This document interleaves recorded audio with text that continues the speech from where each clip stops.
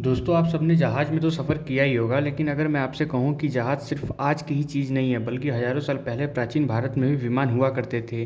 जी हाँ, बिल्कुल।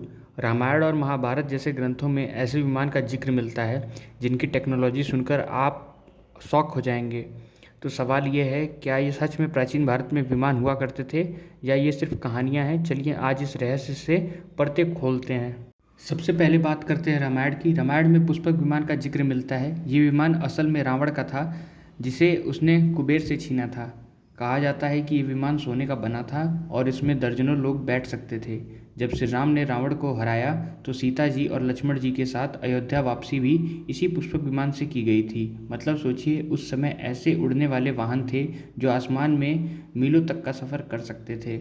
आते हैं महाभारत पर। महाभारत में भी विमानों का जिक्र है। कहा जाता है कि युद्ध के समय कई राजाओं के पास अपने अपने विमानों जैसी संरचनाएं थीं।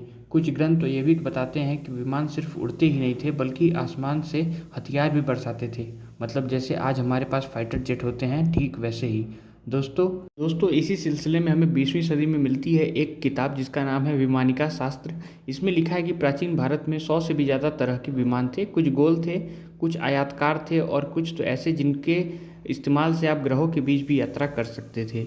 अब सुनकर साइंस वाले कहते हैं भाई ये तो असंभव है, लेकिन मानने वाले मानते हैं कि कहीं न कहीं इसका कोई आधार जरूर होगा।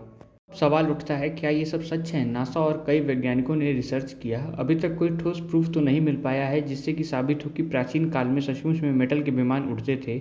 लेकिन एक बात ज़रूर है, रामायण और महाभारत और दूसरे ग्रंथों में भी डिटेल दिए गए हैं, वो इतने क्लियर हैं कि लगता है जैसे उस समय भी किसी ने वाकई उड़ान देखी हो। कुछ लोग कहते हैं शायद उस समय एडवांस टेक्नोलॉजीज़ भी थीं जो बाद में नष्ट हो गई। और कुछ तो दोस्तों, असली सच क्या है? क्या सच में भारत में विमान थे या फिर सिर्फ धार्मिक ग्रंथों की कल्पना थी? इसका जवाब शायद आज हमारे पास नहीं है। दोस्तों, आपको क्या लगता है, क्या सच में रामायण और महाभारत में विमान असली थे या फिर एक बढ़ा चढ़ा के लिखी हुई बातें? कमेंट में ज़रूर बताइएगा। और हाँ, ऐसी ही रोचक तथ्यों को जानने के लिए हमारे चैनल को आप सब्सक्राइब करना ना भूलें। मिलते हैं अगली वीडियो में, तब तक के लिए राम राम।